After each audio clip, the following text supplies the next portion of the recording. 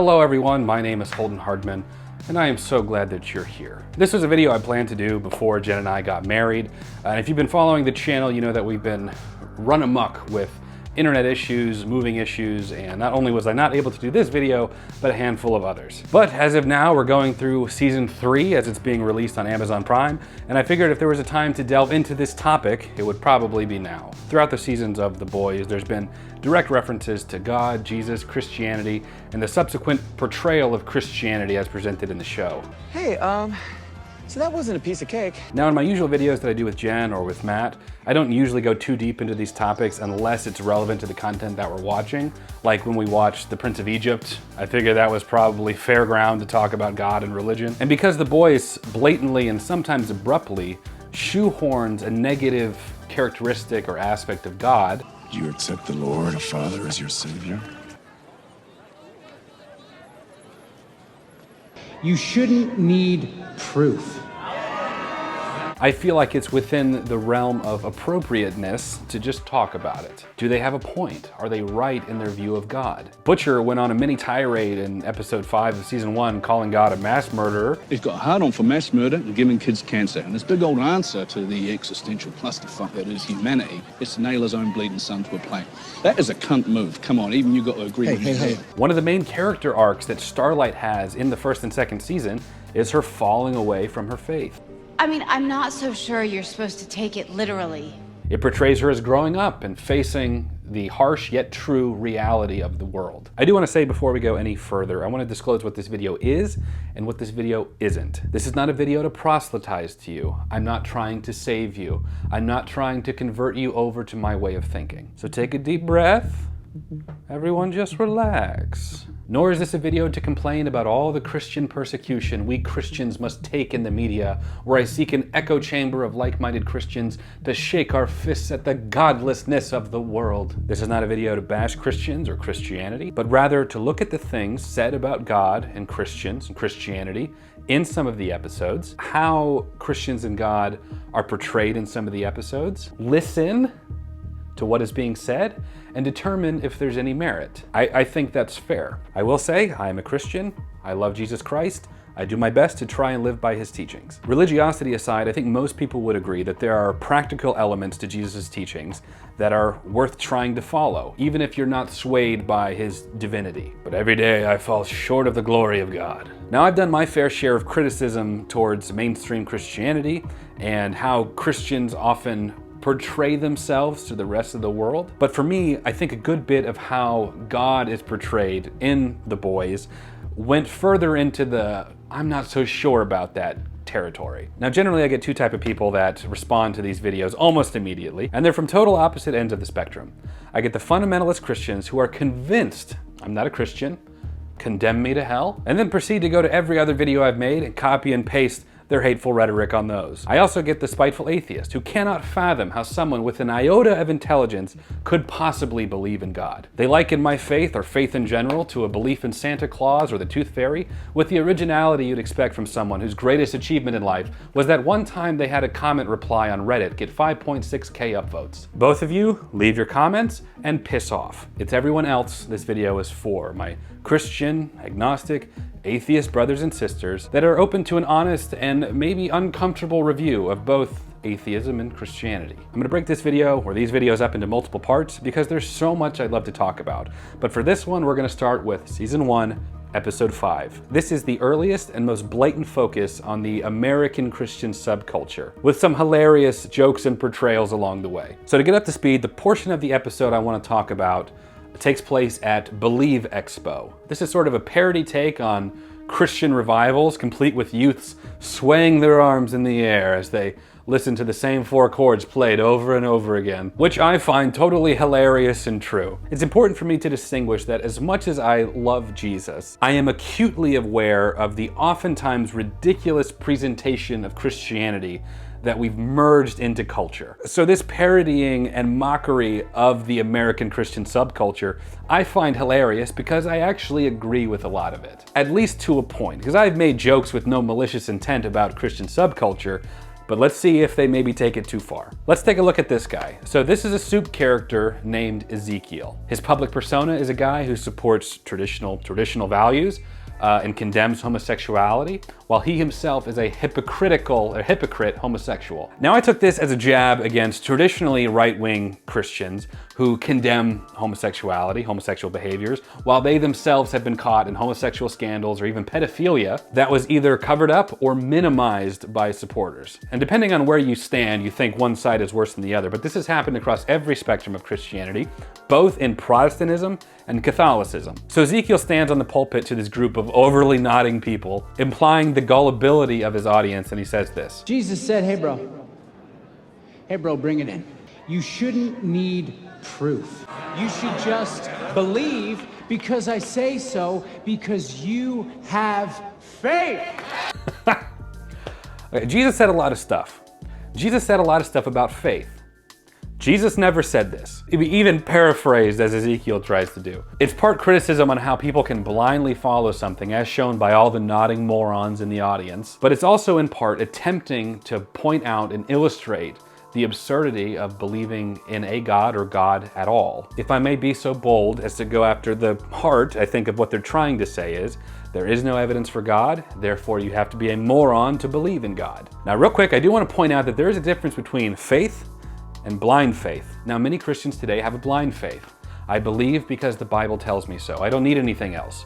I believe because my parents taught me. That's just how I was raised to believe, and that's how I think. There's also a rational faith. I believe I can pass this test. Why? Because I studied for it. I have faith that my car will start this morning. Why? Because I take care of it and it's worked every other time I've tried turning the key. Now, could I fail that test or my car not start? Absolutely. But you're not irrational for thinking you might pass or that your car will start. Most people like me are not satisfied with the Bible tells me so rationale. It's not enough. And I agree with my atheist and agnostic friends on this. Why is the Bible more credible than the Quran? Why is Christianity more reliable than Buddhism? So my argument is that not only is there evidence for God, but that it's obvious. I can feel my atheist friends bowing up in the comments, getting ready to go.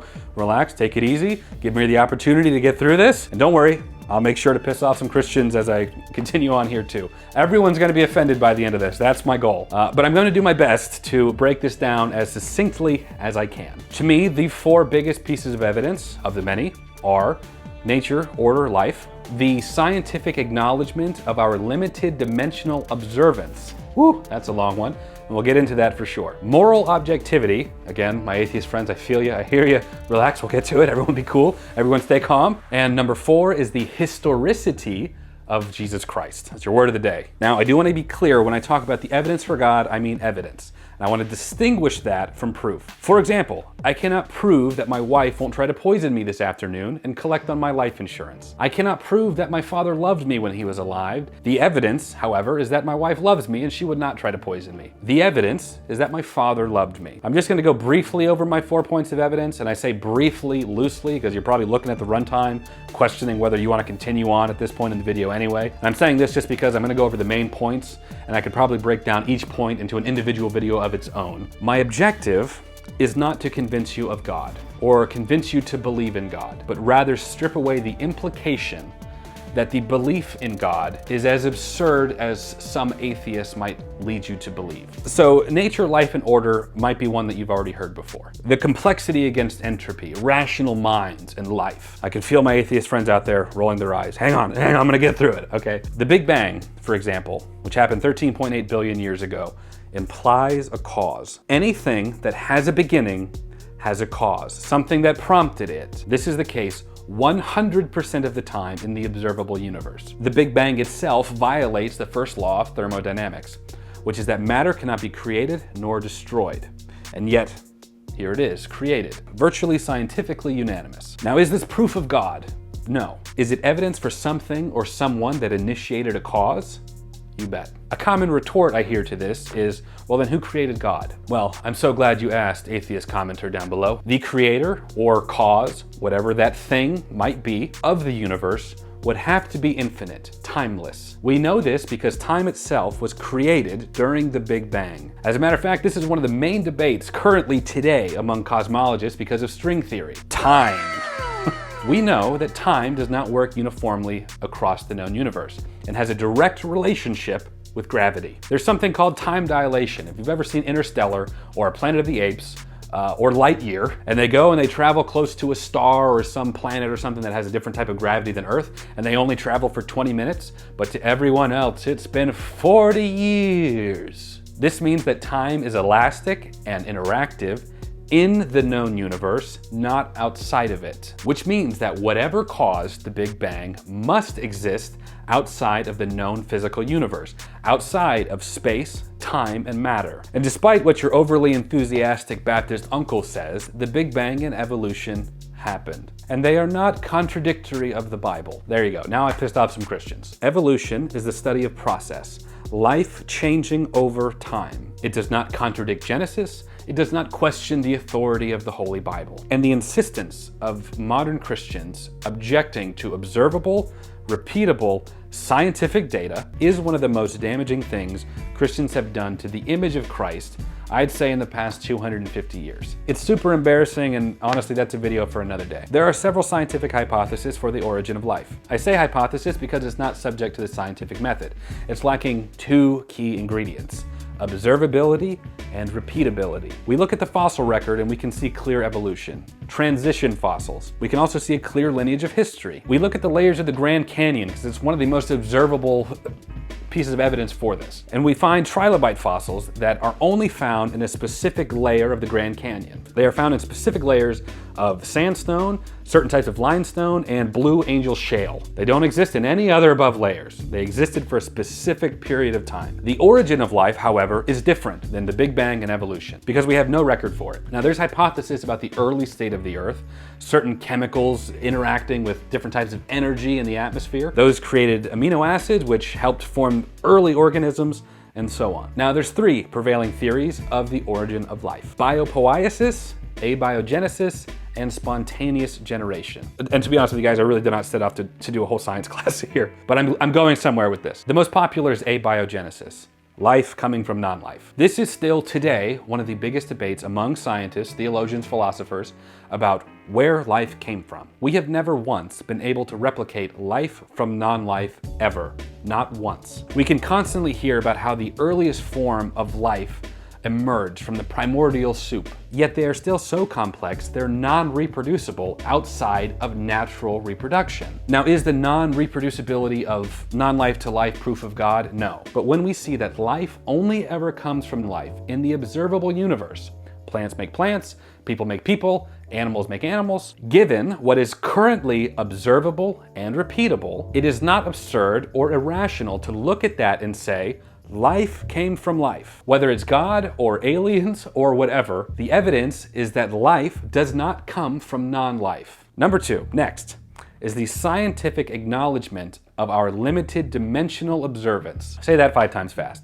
What I mean by that is that it is within the scientific realm of reasonableness that how we view the world is limited by our 3-dimensional understanding and perception of it. And when I say dimensions, I don't mean like parallel dimensions, like there's an infinite number of me out there doing different things, making different choices. I'm not talking about that. I mean the facets by which we perceive reality. Left, right, side to side, up, down, back, forward. Superstring theory, we won't go into this, implies that there could be as many as 10 dimensions, most of which would be totally imperceptible to us. There's a higher, greater realm that we cannot see or perceive. No religion required. So what does that mean? Why does that matter? It matters because science is limited by the perceptible 3-dimensional physical world. It also confirms that higher dimensions can interact with lower dimensions, and the lower dimensions being entirely unaware of the higher dimensions. Higher dimensions can interact and perceive lower dimensions, but lower dimensions cannot interact and perceive higher dimensions. What am I talking about? Why does this matter? I hear you, I know. I'm getting to a point. A 1-dimensional object gives length. Think on your graphing calculator in school, this is your x-axis. If this was sentient, if your x-axis was sentient, it would have no perception of up or down, and certainly not back and forward. Now your second dimension is your y-axis, your up and down. Now you can merge these dimensions to make a plane, A good representation of this would be like a piece of paper. I know that there's still technically a little bit of third dimension in there, but for the sake of illustration, a piece of paper. Then we have the third dimension. That's us, that's where we live in. We have up, down, left, right, and we have back and forward, baby. We can perceive and interact with all three dimensions. As three-dimensional beings, we can perceive that paper from afar. We can walk around the paper, we can look from under the paper, we can look from above the paper, and the paper would have no perception of us. That is, unless we interact with it directly. The fourth dimension is time. We can perceive it, we can even measure it to an extent, but we cannot control it. We can't speed it up or slow it down, and we can't move to different points on it. It's perceptible, it's measurable, but it's not interactable. If we were to take a three-dimensional ball and pass it through that paper, that two-dimensional plane, how would the paper perceive this three-dimensional ball? From the paper's point of view, as the ball were to go through the paper, it would start as a dot, a little ring would go around it until it hit the diameter of the ball, and then it would get slower and slower to a dot until it fully passed through. This is how a paper would perceive a three-dimensional object. Similarly, if it's within the scientific realm of reasonableness that higher dimensions exist, they could perceive us, even interact with us, and we would have no perception of them around us. So if God is a creator and possible cause of the beginning of the physical world, but remains outside of our perceived dimensions as would have to be necessary if he created it, he could be all around us and near us without us ever being aware of it. He could interact with us, but our perception of that would only be within our physical three-dimensional world. We cannot perceive God as he's higher dimensional, but we can perceive God's influence if and when he decides to interact with us. Now, is the scientific theory of higher dimensions proof of God? No. But does it lend credence to the possibility of a higher being or beings that can perceive us and exist outside of our physical realm of understanding while simultaneously interacting with us?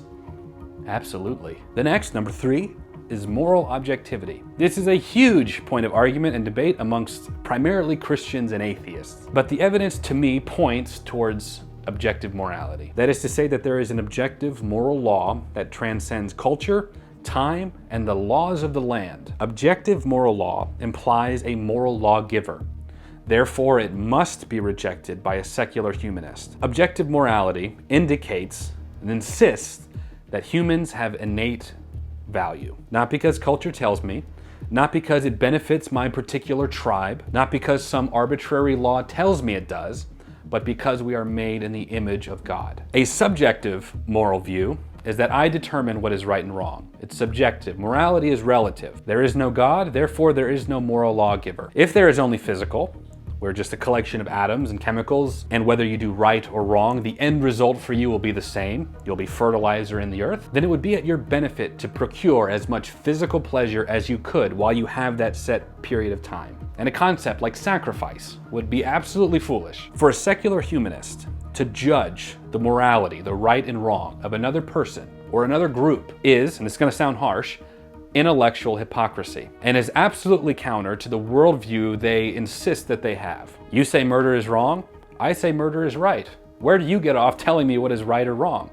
You do you live your life as good or right or however you want to live, and I'll live my life as good as or right as however I want to live. And the argument against this, what I usually hear, is your culture or the way that you're brought up dictates your moral compass. Thank you so much for leaving that comment down below. I got it. So if I grew up in Nazi Germany, and my culture tells me that gassing Jews is morally right, where do you get off as Americans, as the English, coming over to my culture, to my country, and telling me that I'm wrong? If I grew up in the southern United States in the 1800s, and my culture tells me that a black man is inferior to a white man, a black man is worth 3/5 a white man, who are you northerners coming down here and telling me that I'm wrong if morality is subjective? If I decide to poison my grandmother so I can collect my inheritance faster, who are you to tell me I shouldn't? She's gonna die soon anyways. She's a collection of atoms and chemicals. It's gonna be in the earth regardless of what I do. Morality is relative.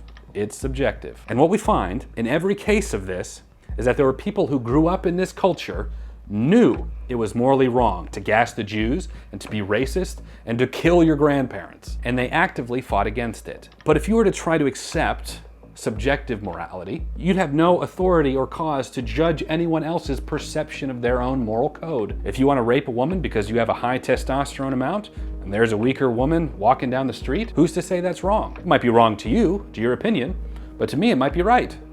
It's all relative, it's all subjective. Right and wrong are not real values. Now, I might hurt someone's feelings, I might not feel very good about it, but as a logical atheist, I know, logically, there's no moral absolute. And to quote Nietzsche, one of the most vocal anti-Christian atheists that has ever lived, morality is just a fiction used by the herd of inferior human beings to hold back the few superior men. One of the greatest atheists acknowledges the pointlessness of having a moral code. You would have to. As a Christian, I claim that all humans have innate, inherent value, not by chance, not because I personally feel that way, not because my culture tells me that they do, but because they are made in the image of God. If I claim this and then I murder someone, you'd be absolutely right to call me a hypocrite. I claim that all life is valuable, but then here I am killing somebody. However, if you claim that morality is subjective, there is no right and wrong, there is no moral absolutes, it's all just relative and personal and cultural and tribal, then I would say, live that out. I have never once ever met an atheist who can live out the philosophy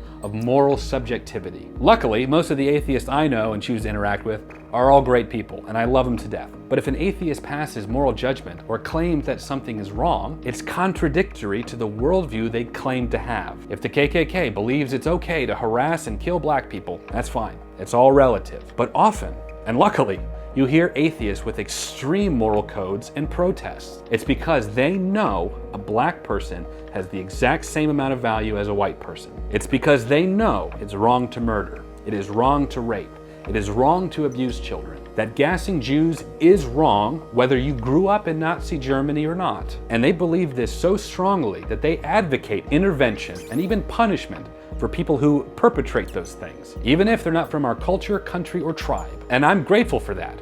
But it is intellectual hypocrisy to the worldview of subjective morality. And the fact that even a secular humanist has such an innate hardwiring for the moral implies a moral lawgiver. The evidence points towards God. Now, the last and most important is the historicity of Jesus Christ.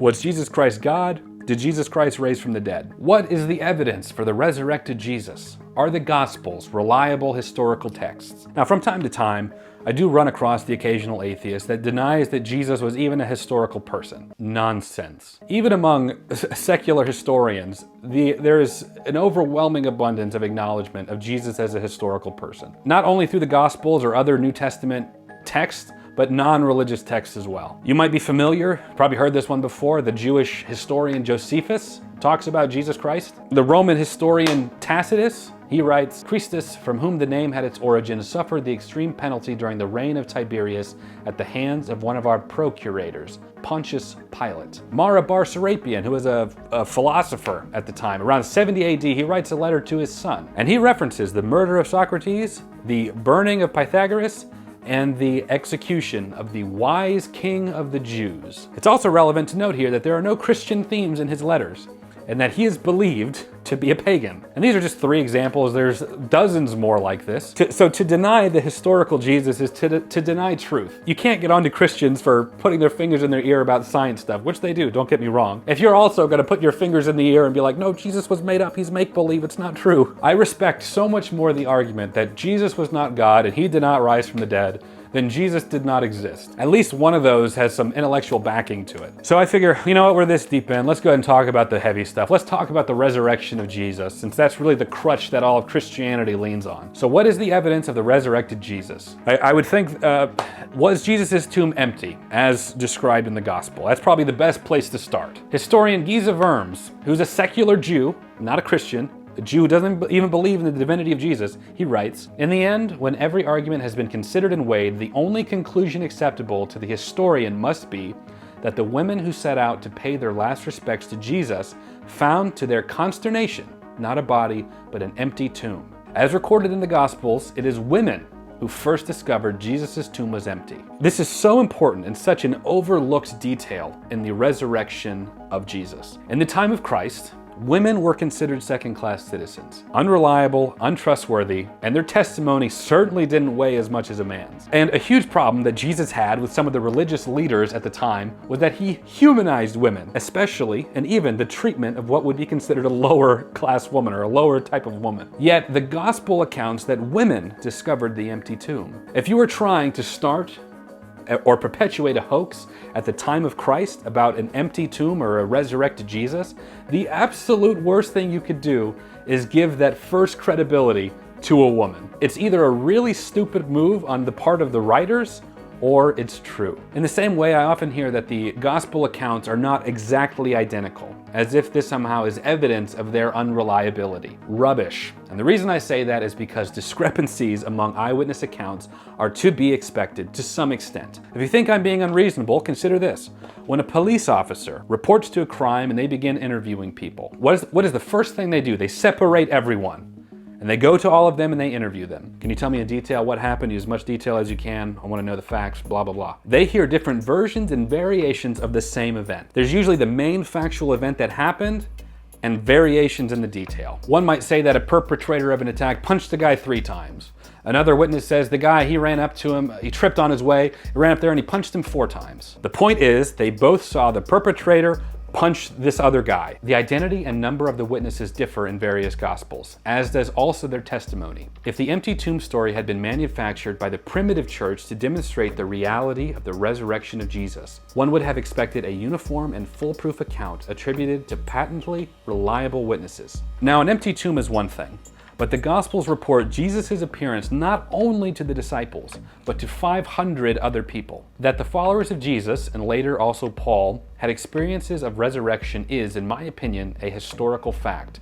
I do not consider deliberate frauds as a useful explanation. Many of these people spent the rest of their life proclaiming to have seen the Lord resurrected, and many of them would die because of this. Gerd Ludman, an agnostic, writes, "It may be considered historically certain that Peter and the disciples had experiences after the death of Jesus, in which Jesus appeared to them as the resurrected Christ."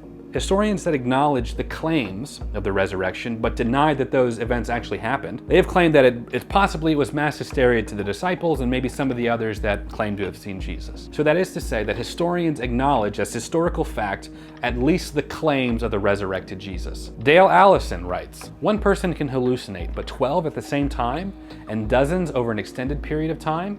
These are legitimate questions, and waving the magical wand of mass hysteria will not make them vanish." It's worth noting too that James, the brother of Jesus, is noted as being a skeptic of Jesus' divinity. He was particularly distraught after the crucifixion of Jesus. After the attested appearance of Jesus to him, he would go on to die, claiming he personally saw Jesus resurrected. It's also worth noting that not all of the accounts of the resurrected Jesus came from the apostles. Paul was a self-appointed persecutor of Christians before his conversion. After Paul's miraculous conversion on the road to Damascus, most Christians that were aware of him at the time thought he was lying and trying to trick them out of hiding so that he could kill them. This point was even acknowledged by a man named Anthony Flew. He is a well-known philosopher and lifelong opponent to Christians. He writes this, "The evidence of Paul is certainly important and strong, precisely because he was a convert. He was not a prior believer. He was not an apostle.